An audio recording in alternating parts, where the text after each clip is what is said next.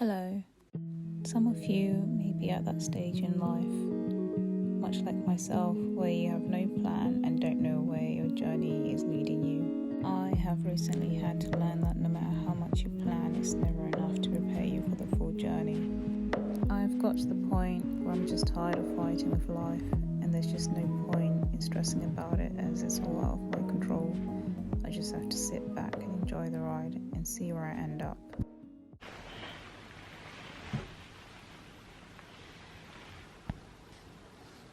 Hello everyone, welcome back to my channel. My name is Tanaka Lian. I believe I formally introduced myself in the last video. So today I'm going to be just talking about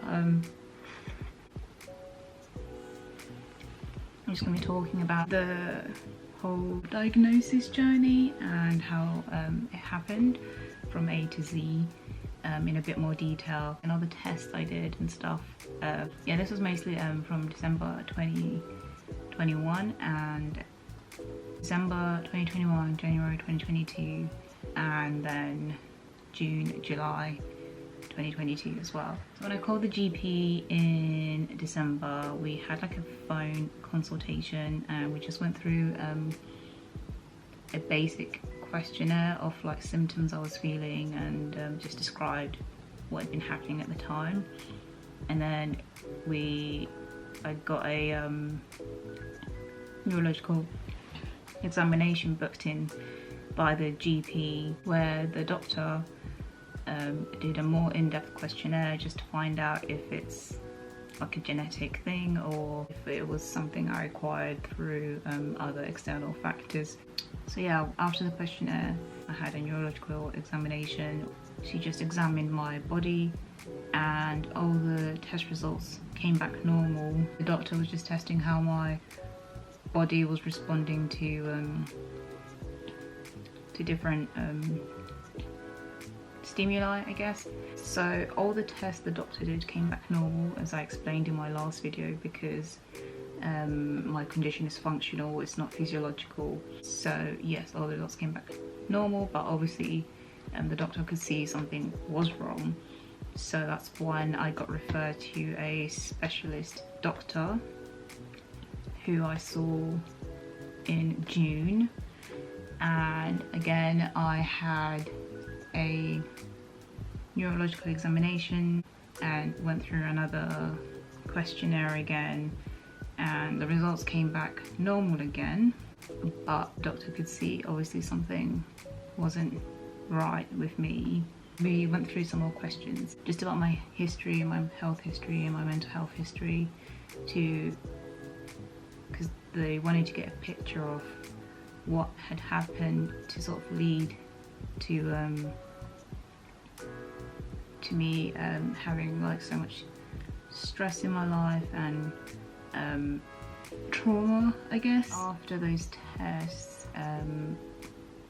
the doctor found out that obviously I had functional tics disorder and that I'd acquired it through external factors such as stress in my life. Like I mentioned in my other talks, I had stress from work, stress from just my personal life, and all this had just been really intense for about 4 years, and I had no outlet for this, so it all just sort of built up until it got really bad and it was affecting my mental health, and it gradually became physical. So I'm gonna stop babbling now and just play the video.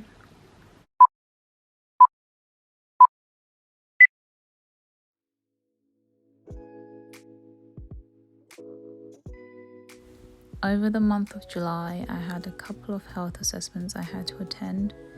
I also had to have 2 sets of bloods taken and about 8 samples altogether, which the doctor wanted to look into just to make sure there was nothing physiological causing the tics to occur. My parents or my sister always came with me to these appointments.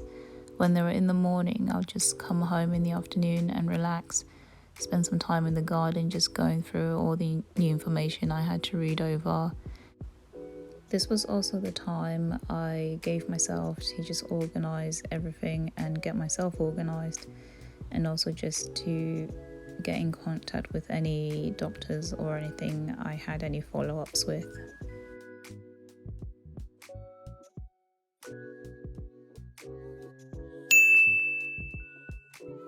I found evening appointments really hard because I'd have to wait for them all day, and then I'd be thinking about the appointment all day long, and then that would make me really anxious.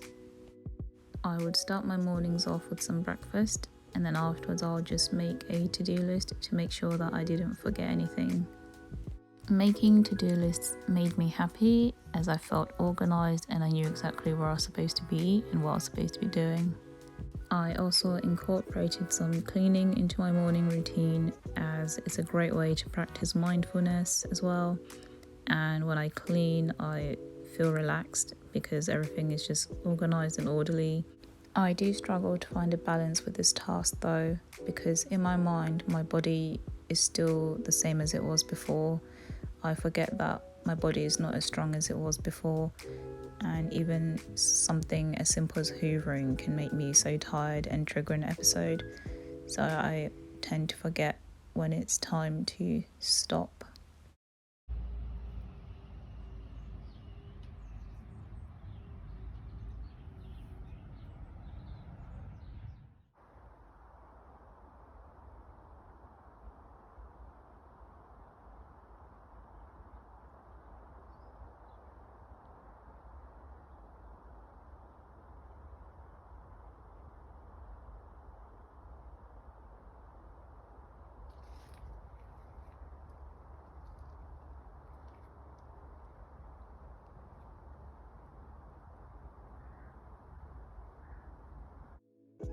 Even though I try my best to reduce stress and to stay calm throughout the day, sometimes my thoughts just get the better of me and I become so anxious that it triggers an episode.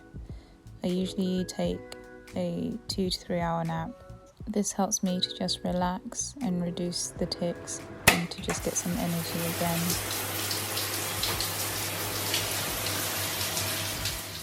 In this video on this day, I was going for an MRI scan, so I just wanted to wear something that was easy to slip in and out of and also very comfortable. I tend to wear baggy dresses if I have to change into something else. So it's now 7:15. I've just finished getting ready. I am waiting for my dad to finish because we're going together for the scan. I'm just exhausted. I'm really tired now. But yeah, it takes me a while to get ready. Just because, yeah, long days like these where you just have these thoughts and you just worried a lot, like it sets off obviously like an episode, and then I'm just really tired. But yeah, I've just tried to take it easy. Oh. Everybody's home now, so it's a bit loud downstairs.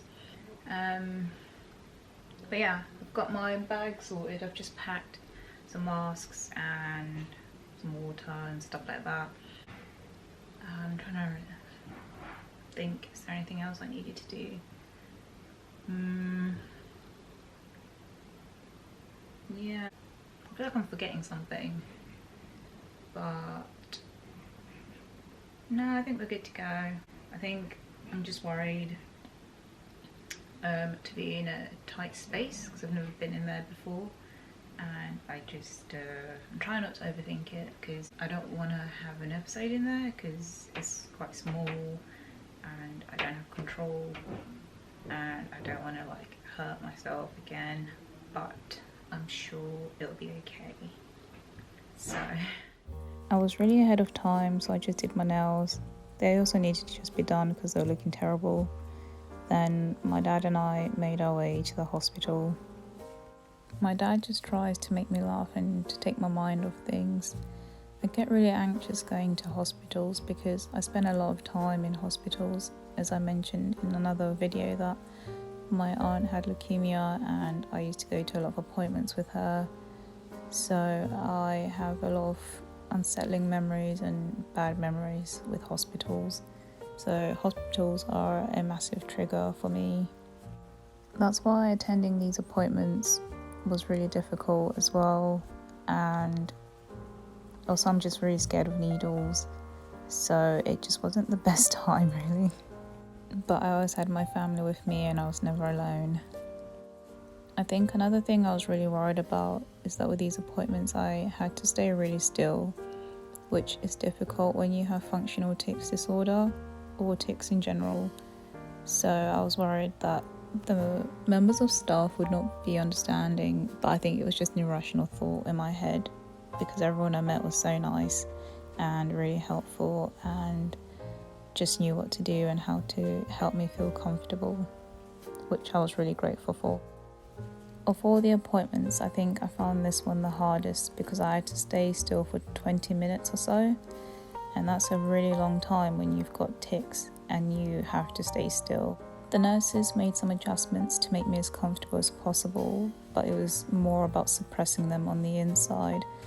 It was really difficult and it hurt a lot. And I remember I had a massive episode in the evening and I winded my dad when he was trying to help me settle down. And also the car journey home was just really uncomfortable because I feel like a foreign person in my own body as I literally spend the whole day fighting with my body.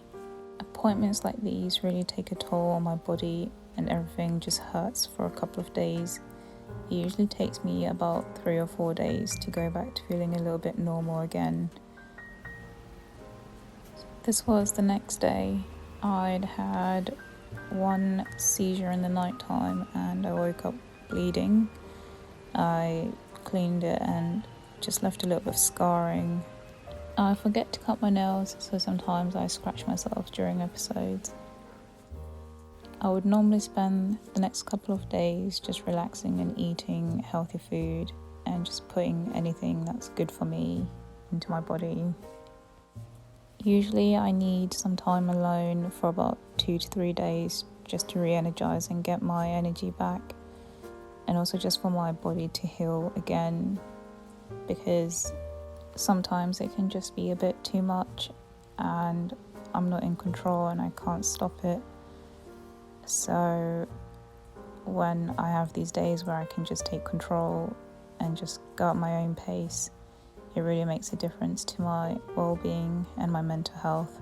It's been really difficult adjusting to these changes and just having to readjust my life.